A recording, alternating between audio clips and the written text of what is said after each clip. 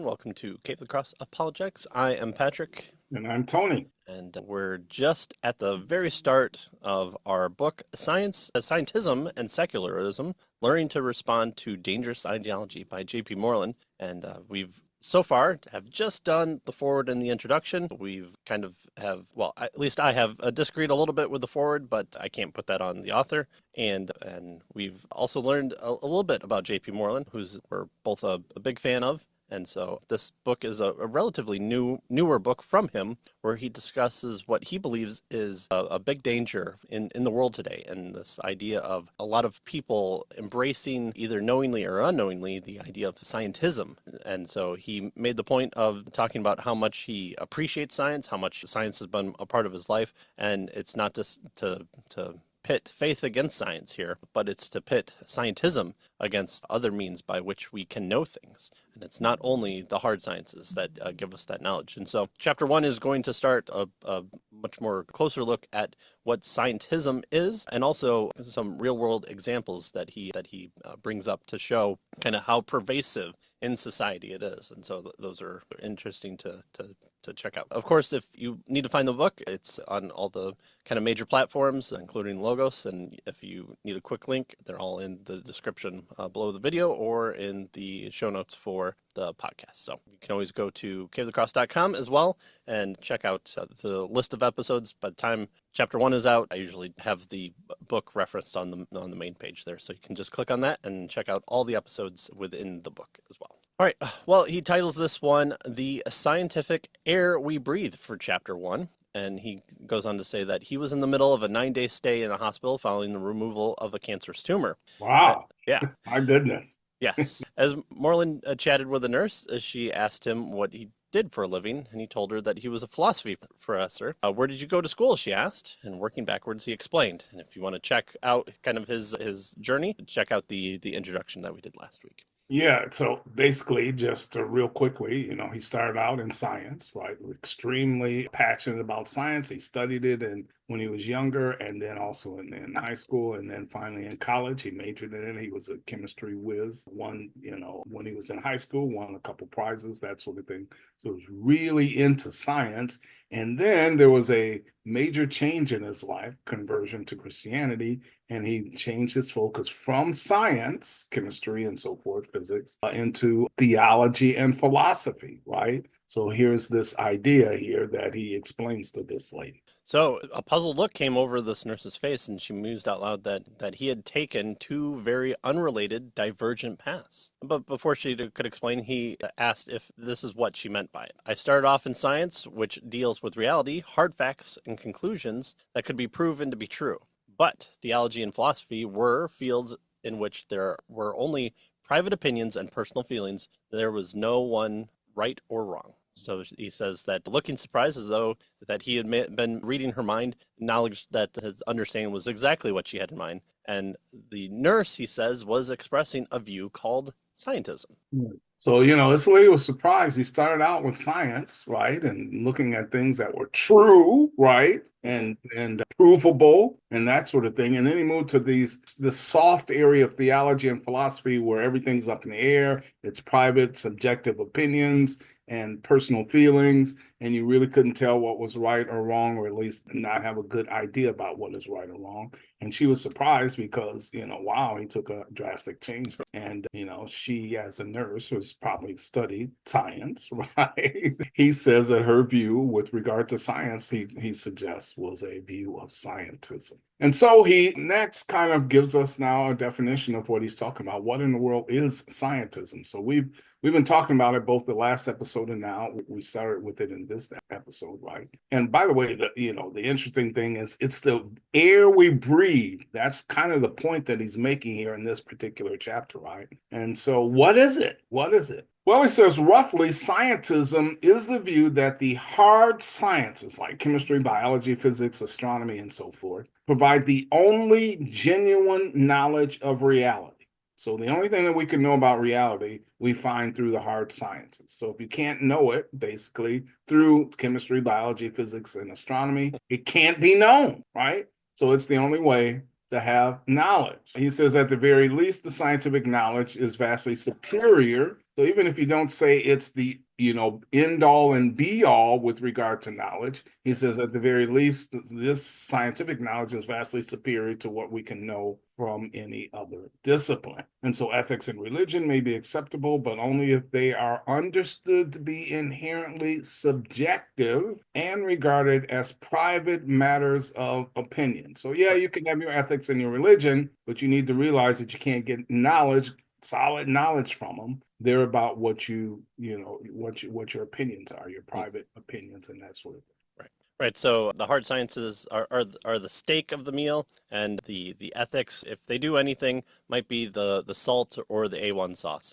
if you want to gussy it up. But there's only there to kind of enhance the main meal, but they can't be the whole thing. You can't just sit there with a bowl of A1 sauce and consume that, and there's your knowledge right there. Well, according to scientism, the claim that ethical and religious conclusions can be just as factual as science, and therefore ought to be affirmed like scientific truths, may be a sign of bigotry and intolerance. It's a coding. If you find someone that says this, well, you can kind of dismiss everything else that they say because they believe certain things about certain people, and they disapprove of people's lifestyle, and they just view everyone as what is pretty much every bad guy character in a Stephen King novel is for this idea of religious bigots in the stories. But before looking more in depth at scientism, the view that hard sciences alone have the intellectual authority to give us knowledge of reality, he's going to show us some concrete examples of scientism taking place and how it's part of everyday common sense. And so this is a good deal that he does, I think, because it offers us kind of that day-to-day interactions that we might see in the world in different areas too. And I might mention, and we've done Nancy Pearcey's book, Finding Truth. She does this as well. She quotes several contemporary scientists and philosophers with regard to this notion. She doesn't really call it scientism, but naturalism is what she is attacking in her particular chapters there. And so if you want some other examples of this, you might want to look at her book as well, Finding Truth. But Moreland gives us a few people here as examples of the kind of thing that he's talking about. For instance, Michael Kinsley, he gives as an example or an illustration of scientism. He says on June 25th, 2001, Time magazine featured an article by journalist Michael Kinsley defending stem cell research on human embryos. And he tells us that Kinsley wrote, these embryos are microscopic groupings of a few differentiated cells. There's nothing human about them except potential. And if you choose to believe it, a soul. So there it is, right? Nothing human about them, right? They perhaps potential. And of course, if you believe it, then, maybe a soul. Yeah. Yeah, it's something there that can be off to the side. I remember the early days of 2001 before anything bad happened, where we could just talk about stem cell research, but a different take. That's right. So he talks about this, where the ideas of stem cell research, embryology, that's the hard stuff. That's the stuff we should be concerned about, and kind of utilitarianism, right? So it's helpful, it's useful, whether or not personhood is there or the soul or whatever else that you want to talk about. We're not talking about human life, we're talking about potential life. And those things are beliefs anyway, right? They're not real hard, something to grab hold of and understand and help us to pursue knowledge and that sort of thing. Yeah. So he's going to have a couple different issues with this claim, and rightfully so. So the first thing that he's to note about Kinsley's conclusion is that it's bad science, claiming that there's nothing really human about human embryos, which is itself a scientifically absurd statement. It's contradicted by all the standard textbooks of embryology, right? What type of embryo is it? It's a human embryo, right? From humans. It's not this amalgamation of different elephant parts and simians and everything else. No, humans produce human embryos. I know science can be hard a little bit for people, but that's just the way all life has gone since the beginning, even though they don't want to admit it. So are you saying human embryos aren't human? There's got to be something, but I think he just wants the sweet nectar that comes from the embryos for his own nefarious purposes. Gotcha. So it's unscientific, but that's not his point here. Rather, he wants to draw your attention to the part of Kinsley's sentence that you may not have noticed. So reread it carefully or scroll back and listen to what we said again and note what he presupposes. We know scientific facts about human embryos, but we only believe things about human souls. For Kinsley, a belief in a soul is not an item of knowledge. It's a view. There's no evidence for it. So it's like, liking the Detroit Tigers versus, the New York Yankees. It's just a personal preference that you have, but there's no scientific thing that you can do to bolster that claim. It's just a personal feeling. Michael Kinsley is not advocating science here. He's expressing scientism. So there it is. Science is the key to knowledge. It's the only knowledge we have. The rest of that stuff is just your beliefs, right? Kind of thing. Right. All right. He gives us another example. Marilyn Vos Savant. And he says for a long time, Marilyn Vos Savant she was listed in 5 editions of the Genesis Book of World Records. Notice, as the human with the highest recorded IQ. So there you are, right? This lady is brilliant. But was she a human embryo at any point? That's the question. Yeah. Well, if she was, she wasn't human. But anyway, Right. And she writes a column, apparently, or has written a column in Parade magazine titled Ask Marilyn, because, if you have the highest IQ in the world, of course, that's who you want to ask questions to. Sure. Where people submit questions and Savant provides answers. And so he says in one post, a man explains that his parents raised him in a certain religion. And now, as an adult, he still likes the religion, but his friends are trying to get him to rationally consider other religions. Right? Notice his friends are trying to use reason and rationality to help clear up his fog with regard to this religion that he believes based on what his parents told him, right? Okay, there are other ways to view things, and so let's consider rationally these other various religions. Right. So let's go to one of the top IQ people, see what she says. Well, here is her response. You're smarter than those friends. Wow. Okay. Religions cannot be proved true intellectually.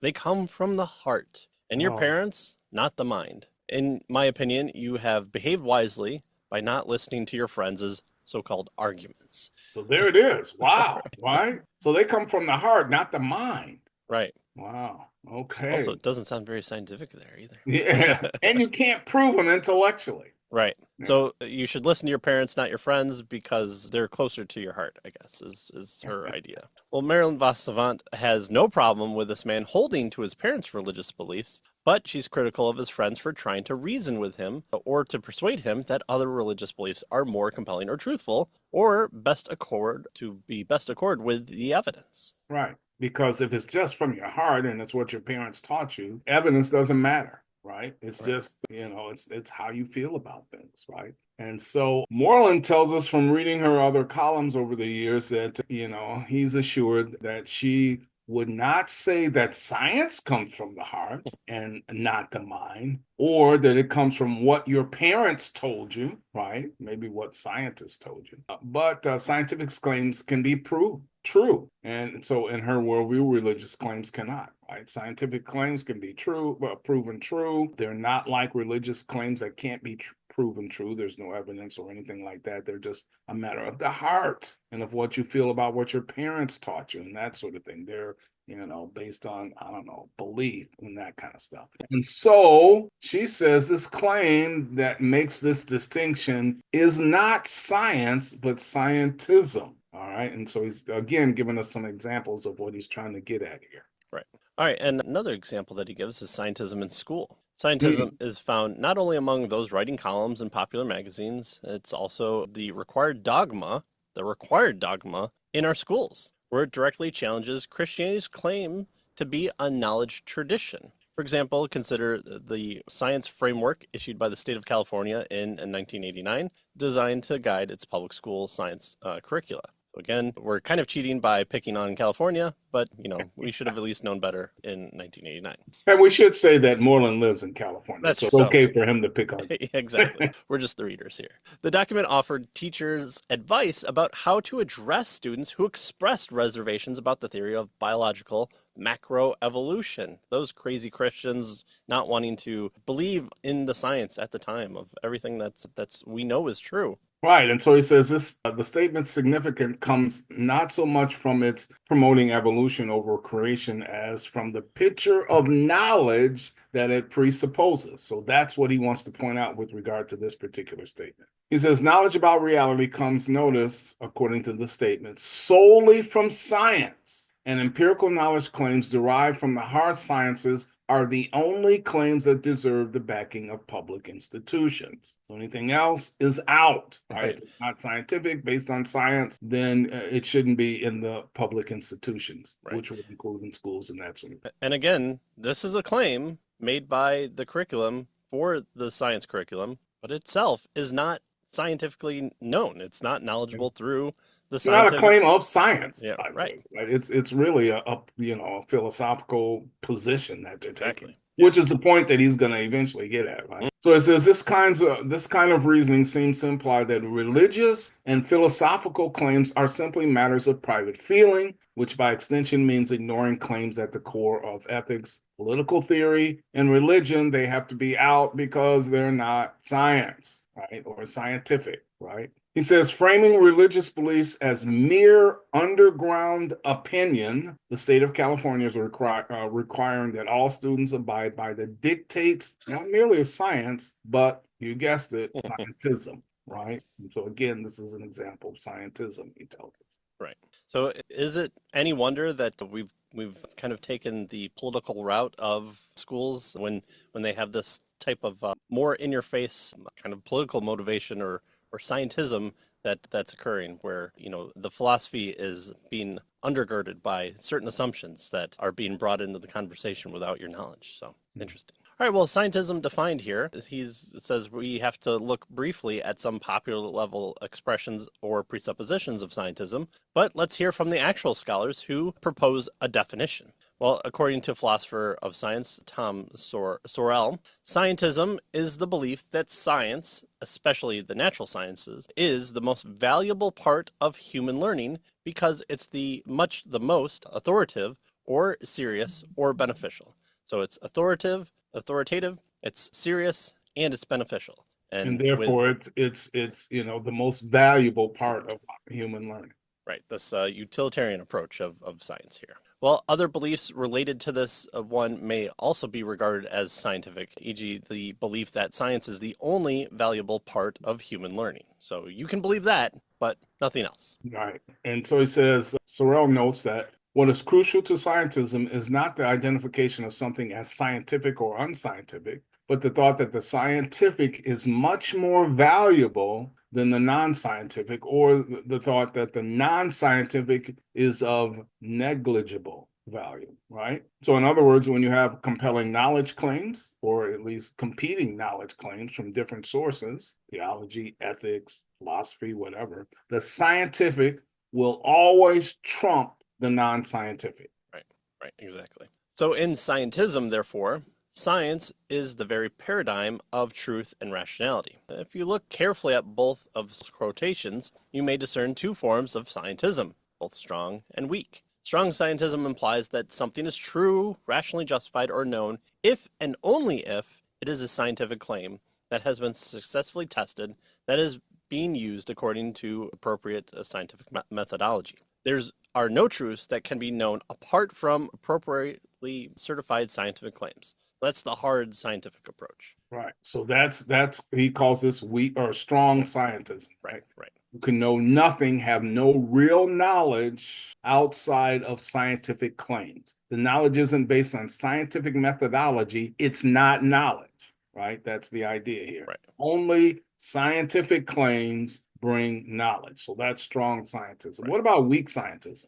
Well, it says weak scientism is still scientism, but notice it allows for more wiggle room, he tells us. So weak scientism acknowledges that truths apart from science, granting them some minimal rational status, right? Even if they don't have scientific support. So yeah, there are other areas that may have some rational status at a minimal level that are outside of science, but they're not really, like science, right? He says, nevertheless, weak scientism still implies that science is by far the most authoritative sector of human knowing. And so Moreland tells us, for all practical purposes, weak scientism amounts to pretty much the same thing as strong scientism, right? This is allowing math to come into the picture, I think. So Yeah. so the physics can and chemists can do their work with numbers instead of everything else that they. So notice weak scientism says, well, there may be some other truths outside of science, but if there was a conflict between what science tells us and those other areas, science wins automatically because that is what true knowledge. Right. That's the gold standard there of Right. knowledge is